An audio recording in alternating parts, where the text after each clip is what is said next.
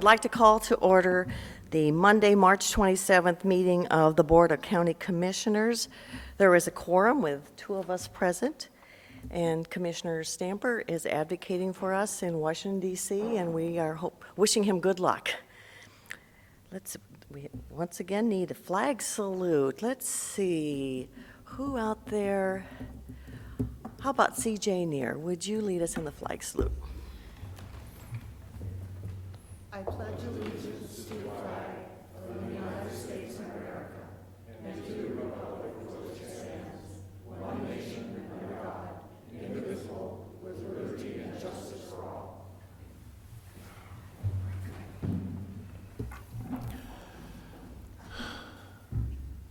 Madam Chair, I move that we approve the minutes of the March 20th meeting. Second. It's been moved and seconded to approve the minutes of March 20th, 2017. Any comments or questions? Seeing none. All in favor say aye. Aye. Opposed? Motion carried. Public comment. Do we have anyone who'd like to make some comments this morning?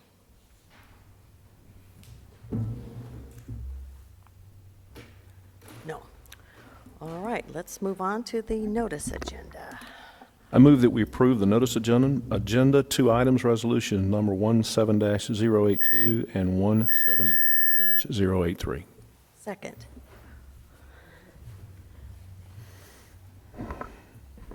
Ms. Dory.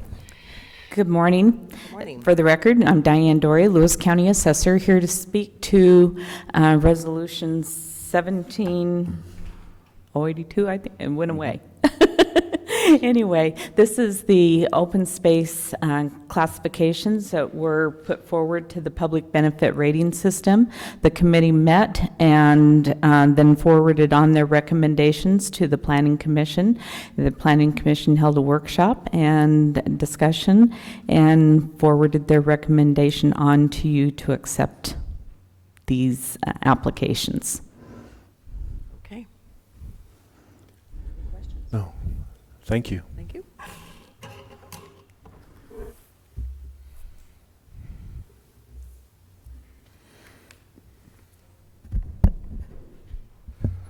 Morning, Commissioners. Steve Walton, Central Services Director, speaking to item number 2 on the notice agenda, resolution number 17-083. It's a notice of a hearing regarding the first budget amendment for 2017. Notice of the public hearing will be published in the East County Journal on March 29th and April 5th, and the hearing will be held in this room on April 10th. This notice pertains to all funds, including the general fund, and reflects a revenue increase of $296,563, expenditures increase in the amount of $1,862,694, with an overall change in fund balance of $1,566,131. The current expense or general fund portion of this amendment is a revenue increase of $73,411, an expenditure increase of $198,219, with an overall change in fund balance of $124,808. The majority of this amendment deals with the capital expenditures from projects that are brought over from 2016. Namely, the biggest of which is the new finance system, and then other projects that relate to jail boilers and the juvenile camera system, et cetera. More details will be brought out, of course, on the hearing date, and any changes to these numbers will be highlighted at the hearing as well. Any questions? Oh, thank you, Mr. Walton. Thank you, Steve. Yeah. It's been moved and seconded to approve the notice agenda, items 1 and 2, resolution number 17-082 and 083. All in favor say aye. Aye. Opposed? Motion carried. I move to approve the consent agenda, items number 3 through 9, resolution number 17-084 through 17-090. Second. Good morning, Commissioner. Suzette Smith, Chief Accountant, Auditor's Office, here to present to you agenda item number 3. This is resolution number 17-084, and it is the weekly approval of warrants for payment of claims against the various county departments. Last week, we issued 274 regular warrants. Those were numbered 766, 490 through 766, 763, for a total dollar amount $1,204,048.79. In addition, we note the skip in sequence for the warrants that were issued on behalf of our special purpose districts. Their commission approved those warrants, numbers 766-318 through 766-489. Any questions? Thanks for your efficiency. Go Thank you. Zags. Suzanne.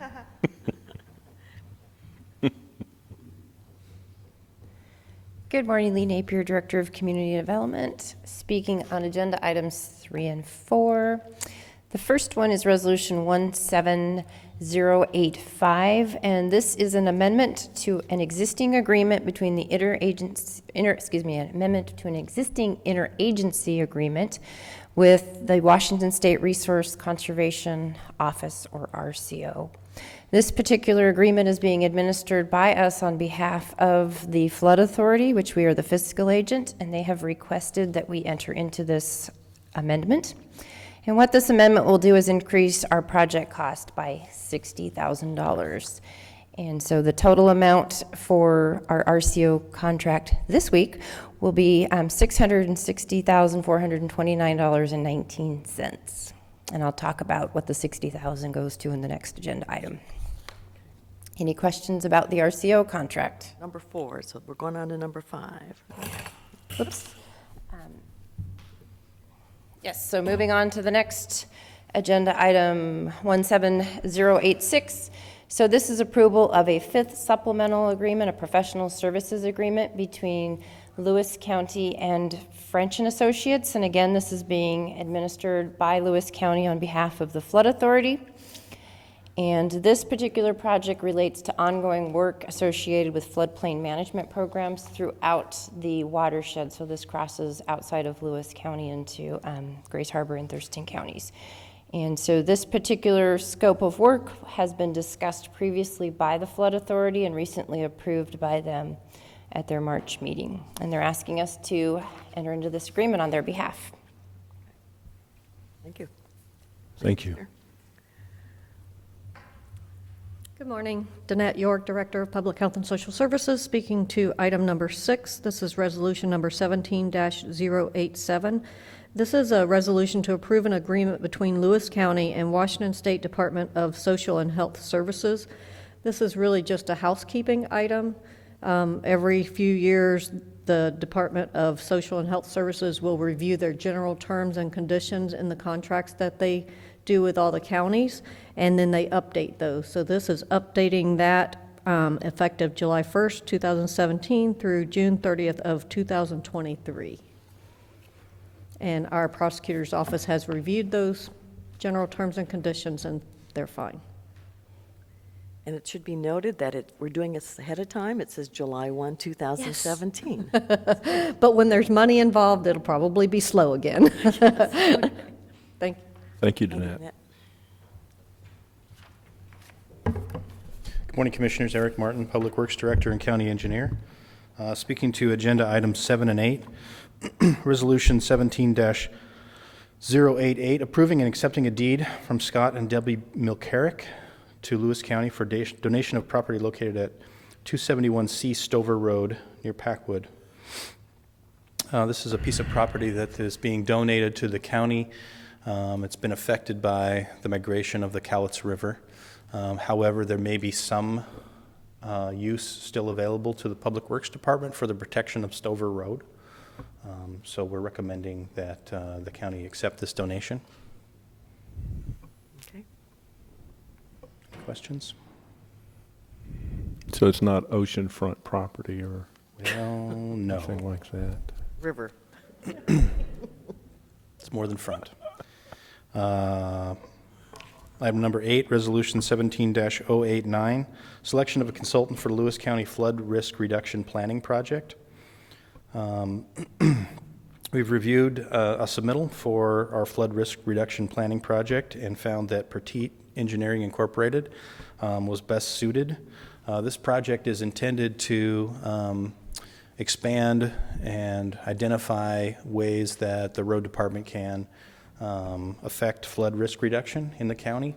One of the things that I committed to and was of interest to me when I took this position was how the road department and the Office of the County Engineer in specifics can help affect the risk of flooding in Lewis County. And so this is a planning project that will look at lots of different options we have in that realm. It'll be facilitated by Pertite, and right now it is a not-to-exceed project contracted at $74,000, and will run through the end of 2017. So not to exceed means that we can use them as we see needed. We won't go over that 74, but we certainly could spend less if the project took less. So it's kind of they're as needed, we will use them for this project. Any questions? I just want to commend you for doing this. We've received some feedback sometimes at the state level that we counties are just using state dollars for flood mitigation issues, and this is our local public works dollars that are working on this. So, thank you. Yeah, I don't think I need to tell anybody in this room that flooding is one of our biggest issues here in this county. Yep. And certainly in public works and roads, we want to do everything we can to do our part to help. So, Thank you. Thank you, Eric.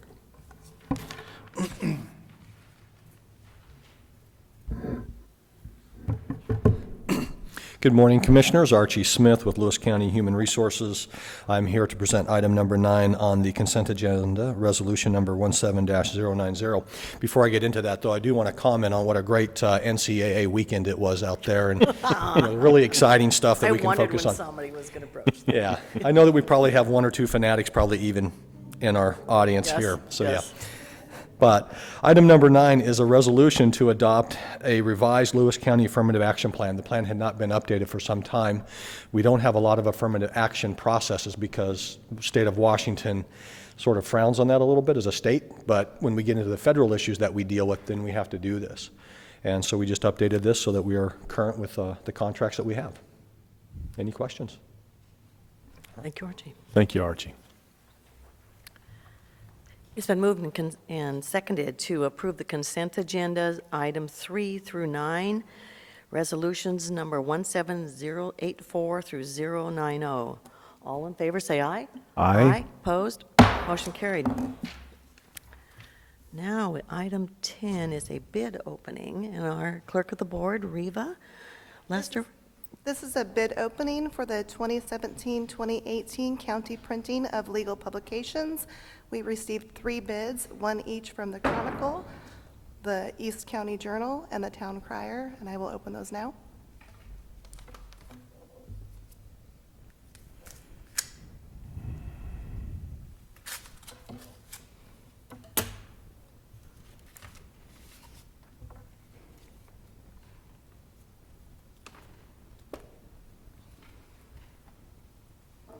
The East County Journal submits a bid of $5.35 for a 1.2 column inches at 8-point font.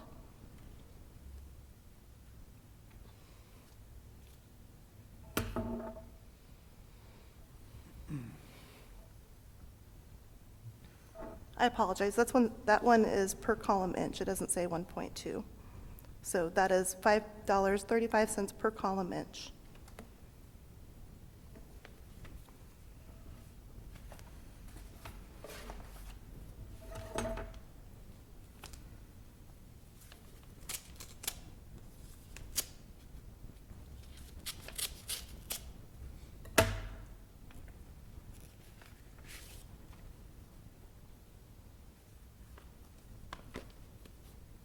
The Town Crier submits a bid of $5.50 per column inch.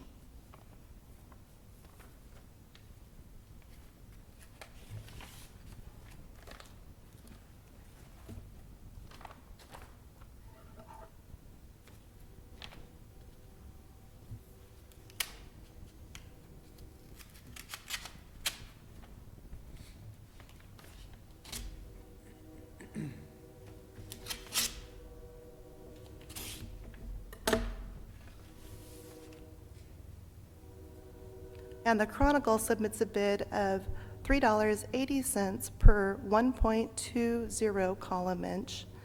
10 lines.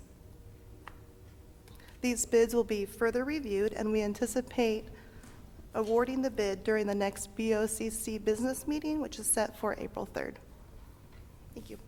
Thank you, Reva. Now, we'll move to a hearing. I will call to order the hearing on Resolution 17091, proposal to adjust transfer station fees. We will first have a staff report, followed by a question and answer period. We will then close the question and answer period and open the hearing for formal testimony. And we will allow 3 minutes for individual testimony. And anyone who would like to testify, if you'd sign in our sheet. And staff report. Thank you. Eric Martin, Public Works Director. Today, speaking to Resolution 17-091.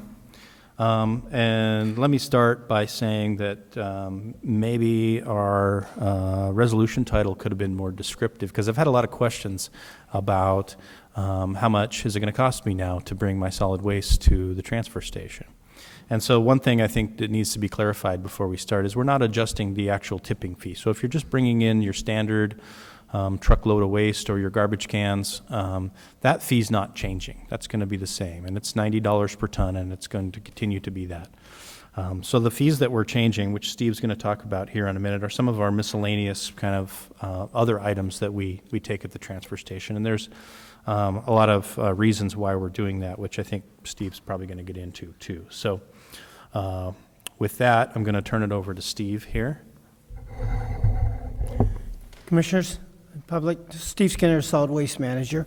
And I'll just kind of go over some of the, I guess, material we've come up with in the fees that we've always had for the last, and it's been several years since any of these have been changed. So, and again, as Eric said, we're not raising the tipping fee, anything like that. This is basically just separate fees that we've had a charge for, and over the years have determined that these fees, we're not charging enough for them now, so we're making up that break-even point. So first item is TVs and computer monitors, or electronics, as most people would call that. And that includes your towers, laptops, netbooks, anything like that. The CFC appliances, asbestos that we do receive at the transfer station, the one in Centralia only. New handling fee for credit cards or plastic cards. And then we do have one fee that we're just changing the name. That was previously mobile home demolition. With the new waste contract that we have that's taking over the 1st of April, we felt it best to just change this to waste requiring special handling fees, meaning extremely large, bulky items. From time to time, we've had companies bring in large bridge timbers. We still will take mobile homes and stuff like that, but any of these really large items, we have problem processing and shipping to the landfill. And I can get into the exact rate that we're charging for each one, but we do get a lot of electronics items. And electronics is a big thing because the state has electronics e-cycle program in place now. There are numerous, or I think there's 5 total agencies right here in the Twin Cities and one in Morton that collects all electronic items like your TVs, your laptops, home computers with monitors, any of those items. They take them for free. We have been charging $8 and, $2, $8, and $10 for those items for the last, I'm going to say 15 years. We've determined that that is not nearly enough. We're not breaking even with that for the labor and the supplies that we have to take. So we're raising those fees up respectively to $25. They were $8, we're taking them to $25. The towers were $2, we're going to $6. And in the whole unit together, they were $10, we are jumping up to $31. And it's just a way for us to recover our costs. Plus, we feel that all of the other agencies that do take them for free, we're kind of infringing on them because they use this revenue as a stream to keep them in operation. And I can, like Goodwill is one, Visiting Nurses has a couple of outlets, Tiger Mountain Electronics, and up until the first of the month, Reliable Enterprise will be taking them. So I always felt that we're taking away from those private businesses. So the next one is our appliance fee. Now, we're not raising regular appliances such as washers, dryers, hot water tanks. All of those are going to stay the same at $10 a piece. However, if you have a refrigerator or a freezer or an air conditioning pump with Freon, we are upping that price to $31 a piece. The next one would be the... Or 23. I'm sorry, yes. Yes. Looking at the wrong line here. Got new glasses and they're kind of all been blending together. Careful. The next one is our fee for asbestos. We have taken asbestos since 1994 at the transfer station at $87 a ton. With the new long-haul contract, and it's not necessarily the long-haul contract because it would have went up as well, but the new fee is $50 a ton to haul it down to Oregon. And our biggest cost on that is the shipping to get it down there, because it has to be handled a little differently when it gets to landfill and the transportation down there. So that fee, that new asbestos fee was $87 for a $25 minimum fee for 560. We're now increasing that to $150 per ton at the $30 minimum for 400 pounds or less. And keep in mind, most of the customers, probably about 85% of all our transactions for asbestos has been the minimum fee anyway. And they've all been between 200 and 400 pounds. So we don't feel the minimum fee is going to cost the public anymore. The overall rate of 150 per ton is, but then again, that's still what we need to cover our costs. Cover the costs. Yes. And the last one is, again, the handling fee for credit cards. And at the last several budget sessions that we've been involved with, we lose about $38,000 a year in credit card fees. I mean, it's astronomical, the amount of credit cards. We do on an average of about 100, and I don't have those exact, I do, but they're deeper in this pile, but I think we do about 170 credit card transactions per day. And some of those we lose anywhere from 90 cents all the way up to $3 or $4, depending on the amount. Our average fee is about $15. So if you take the 3% times that, it doesn't take long, it adds up quickly.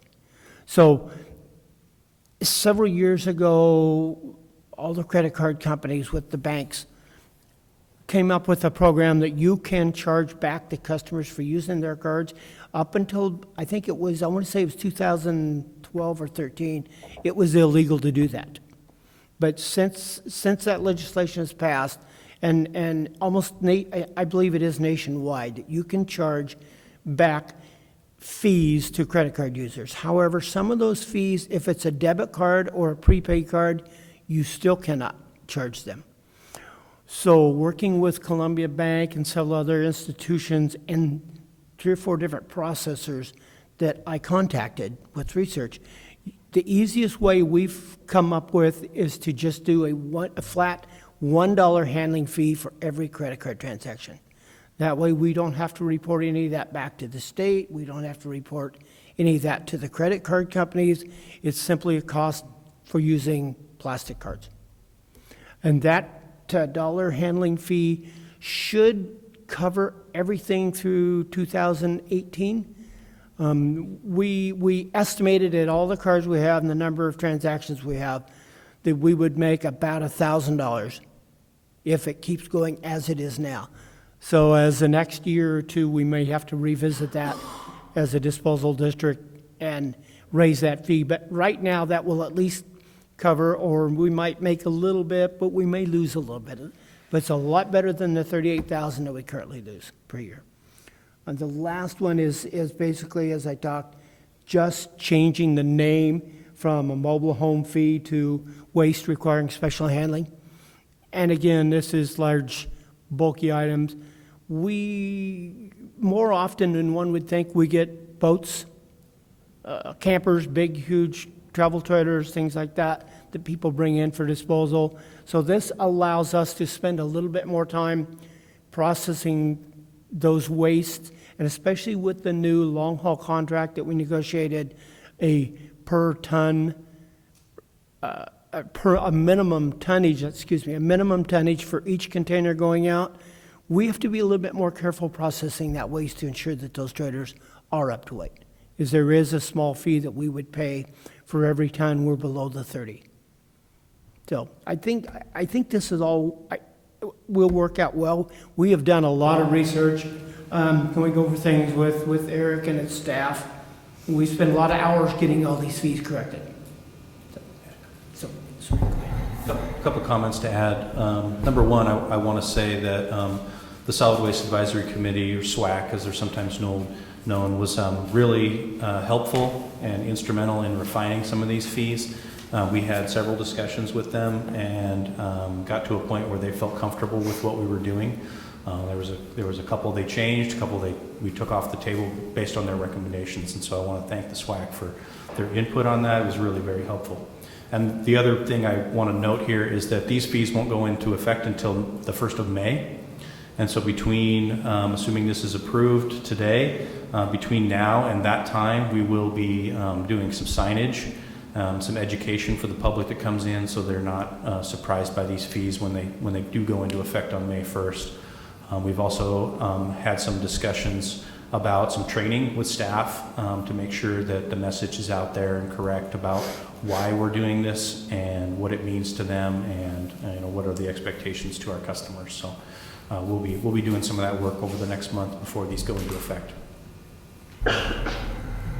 Mr. Jackson, do you have any questions? Just a quick question. What was the last time that these fees were raised? How long ago was that?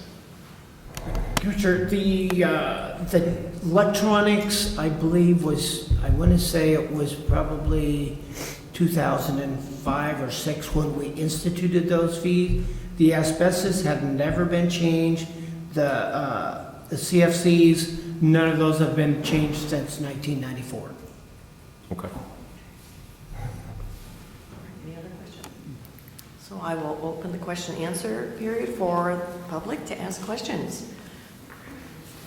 Mr. Averill. Ron Averill from Centralia area.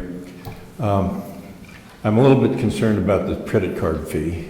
You obviously have most of your people using credit cards now. It's a common thing in the public. And the $1 doesn't sound like much, but if I'm using a credit card for a $5 or $10 fee, that seems awfully high to me. If I'm coming in with a big truck, I'm paying 90 or 100. You're letting the small guys pay for the big guys is what I'm saying. And normally the banks charge a set fee per rate, like 2% or whatever it is. So, just curious. No, that's a great question, and we did a lot of research on that, and we actually had the initial proposal was for some kind of a percentage. We ran into some problems with that, with the banks, and how we would administer that. The $1 flat fee in the end kind of rose to the top as our choice for a number of reasons. One was because of the difficulties we were having with the banks, and number two was because we wanted to make sure that it was simply understood by folks. We certainly still accept checks, do we not, Steve? That's correct. We still accept checks, cash, of course. Again, we want to get the word out there to folks ahead of time so that if they do, not want to pay that $1 fee, they certainly can bring their checkbook or stop by an ATM on the way there, and that's an option for them that they know about ahead of time, so it's not a surprise when they get there on May 1st. And what about debit cards? Debit cards, prepaid cards, and credit cards will all have a $1 fee. Any other questions out there?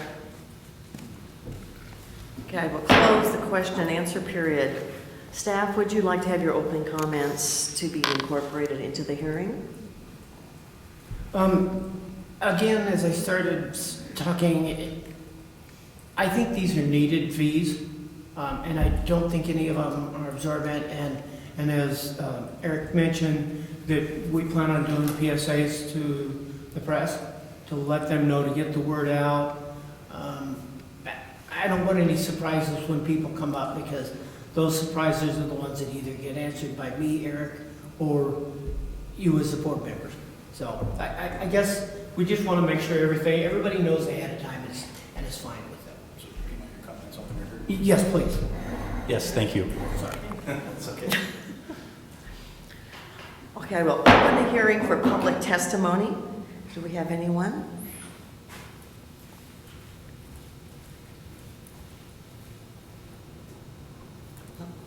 Okay, we'll close the hearing for public testimony. I move that we approve Resolution 17-091 to adjust transfer station fees. Second? It's been moved and seconded to approve Resolution 17-091. Any more comments? All in favor say aye. Aye. Opposed? Motion carried. With no further business, I move to adjourn. Second? I'm getting ready to walk out the door. It's been moved and seconded to adjourn. All in favor say aye. Aye. We are adjourned. You are invited to immerse yourself in the beauty of nature in all four corners of Lewis County, Washington. From our fields to your table, farms in the west share their bounty. Limitless landscapes, forests and mountains beg to be explored in the east. Fish our many rivers and lakes in the south, and discover where history and culture intersect in our twin cities. Explore it all by visiting our Facebook page and plan your next getaway at discoverlewiscounty.com. Culture, history, and adventure all come alive when you discover Lewis County.